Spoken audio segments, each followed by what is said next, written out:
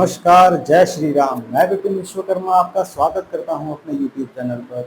आज के इस वीडियो में हम लोग डिस्कस करेंगे फ्लोटेशन को। मगर इस टॉपिक पर आगे बढ़ने से पहले समझ लेते हैं लिक्विड्स को।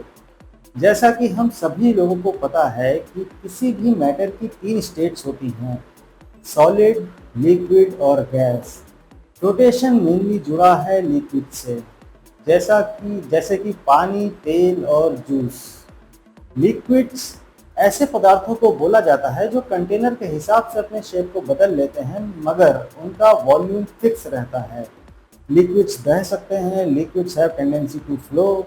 लिक्विड्स में मॉलिक्यूल एक दूसरे के करीब तो होते हैं, मगर सॉलिड की तरह टाइटली बाउंड नहीं होते, टाइटली बंधे नहीं होते। फ्लोटेशन में आगे बढ़ने से पहले थ्रस्ट और प्रेशर को जानना भी ज़रूरी है। तो थ्रस्ट क्या होता है? थ्रस्ट उस फोर्स को कहते हैं जो किसी डायरेक्शन में लगाया जाता है। थ्रस्ट का मतलब होता है सीधा धक्का। जैसे कि दरवाजा खोलने के लिए उस पर सीधा आगे की तरफ फोर्स लगाना। इसी फोर्स को हम लोग थ्रस्ट कहते हैं। जैसे कि रॉकेट जब लॉन्च होता है तो गैसेस रॉकेट के नीचे से जोर से निकलती हैं, मतलब गैसेस नीचे की ओर थ्रस्ट लगाती हैं, जिससे रॉकेट ऊपर जाता है। अब जानते हैं प्रेशर को। प्रेशर का मतलब होता है कि कितना फोर्स या थ्रस्ट कितने एरिया पर लग रहा है। इंग्लिश में कहें तो प्रेशर इज द थ्रस्ट और the force acting per unit area. Pressure thrust के डायरेक्टली प्रोपोर्शनल होता है और एरिया के इन्वर्सली प्रोपोर्शनल, मतलब एरिया के बढ़ने पर प्रेशर कम होगा और फोर्स के बढ़ने पर ज़्यादा। एक पिन एक डेफिनिट फोर्स लगाने पर किसी सरफेस में आसानी से धंस जाती है, वहीं एक थाली या फिर प्लेट उतना ही फोर्स लगाने पर उस सरफेस पर नहीं धंसती। यही प्रेशर है। अब आता है लिक्विड प्रेशर। लिक्विड प्रेशर क्या होता है? ये वो फोर्स होता है जो किसी लिक्विड द्वारा कंटेनर की वॉल्स पर या उस लिक्विड में डूबे हुए ऑब्जेक्ट्स पर लगता है। लिक्विड प्रेशर के होने का कारण लिक्विड का वेट होता है, जो किसी निश्चित डेप्थ पर सभी दिशाओं में कार्य करता है। लिक्विड प्रेशर का फॉर्मूला होता है depth into density of liquid into acceleration due to gravity. Liquid pressure depth के साथ बढ़ता जाता है। लिक्विड की डेंसिटी बढ़ने पर भी यह प्रेशर बढ़ता है। किसी पॉइंट पर यह प्रेशर केवल डेप्थ पर ही डिपेंड करता है, ना कि कंटेनर के शेप पर। लिक्विड प्रेशर हर डायरेक्शन में काम करता है, मतलब नीचे की ओर, साइड्स में और ऊपर की ओर। फिर आता है बॉयंट फोर्स या फिर अपथ्रस्ट। ये क्या है? ये वो फिनोमिना है जिसके कारण कोई भी चीज लिक्विड या गैस पर फ्लोट कर पाती है। ये एक अपवर्ड फोर्स होता है जो कि फ्लूइड द्वारा उस ऑब्जेक्ट पर लगता है जो कि उस फ्लूइड में आंशिक या पूर्ण रूप से डूबा हुआ है। बात करते हैं इसकी उत्पत्ति की। ये बल इसलिए उत्पन्न होता है क्योंकि तरल पदार्थों में प्रेशर डेप्थ के साथ बढ़ता है। अगर हम किसी वस्तु को किसी लिक्विड में डुबा दें तो उसके हर सरफेस पर ऑब्जेक्ट के उस वस्तु के हर सरफेस पर लिक्विड प्रेशर लगेगा, क्योंकि उस वस्तु का बॉटम ज़्यादा डीप होगा टॉप के मुकाबले, इसलिए बॉटम पर सबसे ज़्यादा फोर्स लगेगा।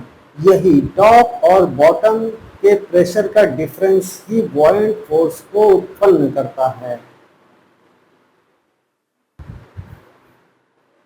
अपथ्रस्ट या बॉयंट फोर्स, इसको सबसे पहले आर्किमिडीज ने थ्योराइज किया था। आर्किमिडीज ग्रीक थे। उन्होंने साइंस और मैथ के क्षेत्र में कई महत्वपूर्ण योगदान दिए थे, जैसे कि एरिया और वॉल्यूम के कैलकुलेशंस, पुली सिस्टम और भी बहुत कुछ।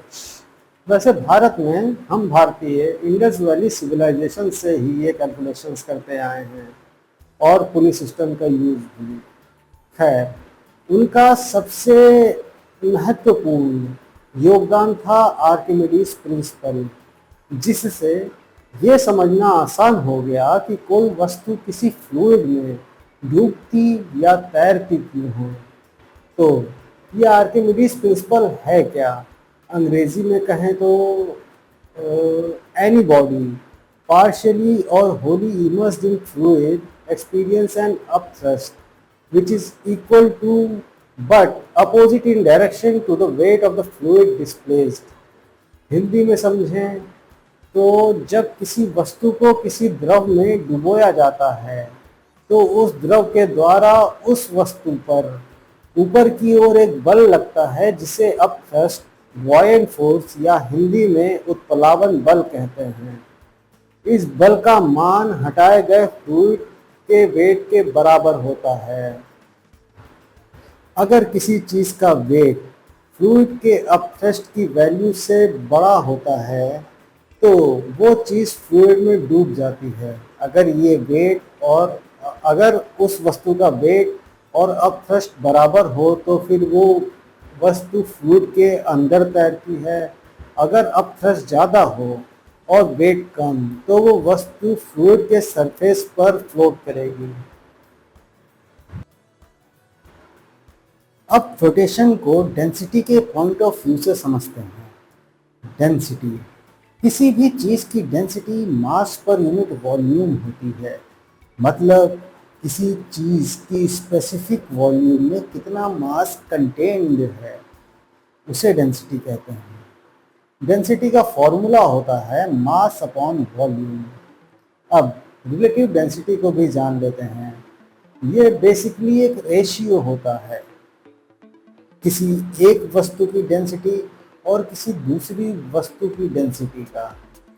ये किसी दो पदार्थों के घनत्व या डेंसिटी को कंपेयर करने में काम आता है। ये रेशियो ये बताता है कि कोई पदार्थ किसी दूसरे पदार्थ की तुलना में कितना घना है। अब फ्लोटेशन के टर्म्स में बात करते हैं। अगर दिए गए फ्लूइड की डेंसिटी उसमें डाले गए पदार्थ से ज़्यादा है तो वो पदार्थ फ्लूइड के सरफेस पे फ्लोट करेगा। अगर कम है तो वो पदार्थ उसमें डूबेगा। अगर बराबर है तो वो फ्लूइड के सरफेस के अंदर फ्लूइड में तैरेगा। आइए अब बात करते हैं प्राचीन भारत की। वैसे रिसर्च करने पर कुछ खास तो नहीं मिला इंटरनेट पर, लेकिन प्रैक्टिकल एग्जाम्पल ढेर सारे हैं। जैसे कि कुएं, हम लोग हजारों सालों से कुओं का इस्तेमाल करते आ रहे हैं पुली सिस्टम के साथ। बाकी बावड़ियाँ, नहरें, तालाब, नालियाँ आदि बहुत से एग्जाम्पल हैं जिनका उपयोग हम लोग हड़प्पन सभ्यता से करते आ रहे हैं।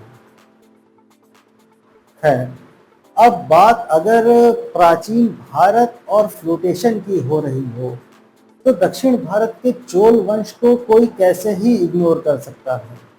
चोल वंश के पास उस समय की सबसे उम्दा नौसेना तो थी ही, मगर उन्हें फ्लोटेशन की बहुत अच्छी समझ भी थी।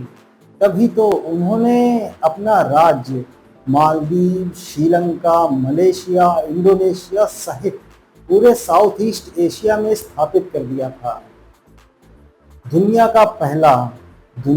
पूरी दुनिया का सबसे पहला डैम भी चोल वंश के राजा करिकालन ने ही बनवाया था।